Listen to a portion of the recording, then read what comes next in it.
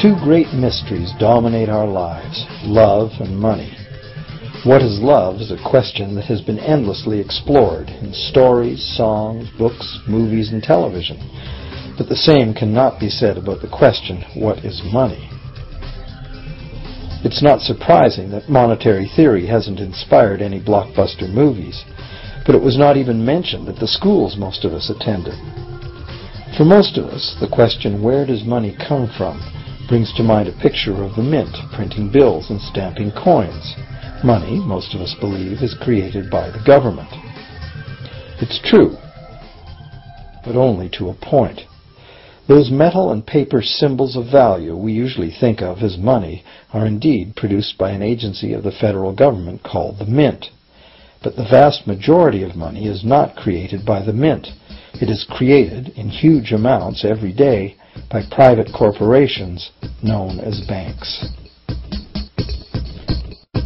Most of us believe that banks lend out money that has been entrusted to them by depositors. Easy to picture, but not the truth. In fact, banks create the money they loan, not from the bank's own earnings, not from the money deposited, but directly from the borrower's promise to repay. The borrower's signature on the loan papers is an obligation to pay the bank the amount of the loan plus interest, or lose the house, the car, whatever asset was pledged as collateral. That's a big commitment from the borrower. What does the same signature require of the bank? The bank gets to conjure into existence the amount of the loan and just write it into the borrower's account. Sound far-fetched? Surely that can't be true. But it is.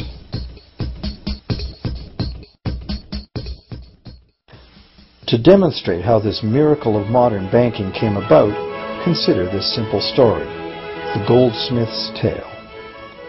Once upon various times, pretty much anything was used as money. It just had to be portable, and enough people had to have faith that it could later be exchanged for things of real value, like food, clothing, and shelter. Shells, cocoa beans, pretty stones, even feathers have been used as money.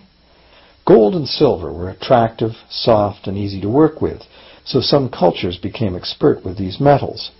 Goldsmiths made trade much easier by casting coins, standardized units of these metals whose weight and purity was certified.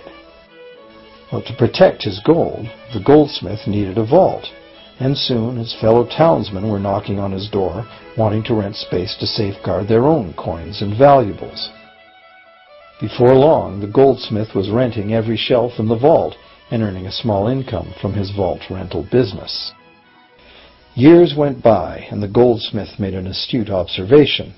Depositors rarely came in to remove their actual physical gold, and they never all came in at once. That was because the claim checks the goldsmith had written as receipts for the gold were being traded in the marketplace as if they were the gold itself. This paper money was far more convenient than heavy coins, and amounts could simply be written instead of laboriously counted one by one for each transaction. Meanwhile, the goldsmith had another business. He lent out his gold, charging interest. Well, as convenient claim check money came into acceptance, borrowers began asking for their loans in the form of these claim checks instead of the actual metal. As industry expanded, more and more people asked the goldsmith for loans. This gave the goldsmith an even better idea. He knew that very few of his depositors ever removed their actual gold, so the goldsmith figured he could easily get away with lending out claim checks against his depositors' gold, in addition to his own. As long as the loans were repaid, his depositors would be none the wiser and no worse off. And the goldsmith, now more banker than artisan, would make a far greater profit than he could by lending only his own gold. For years, the goldsmith secretly enjoyed a good income from the interest earned on everybody else's deposits. Now a prominent lender, he grew steadily richer than his fellow townsmen, and he flaunted it.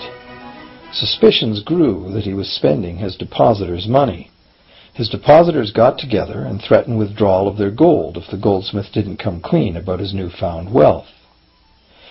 Contrary to what one might expect, this did not turn out to be a disaster for the goldsmith.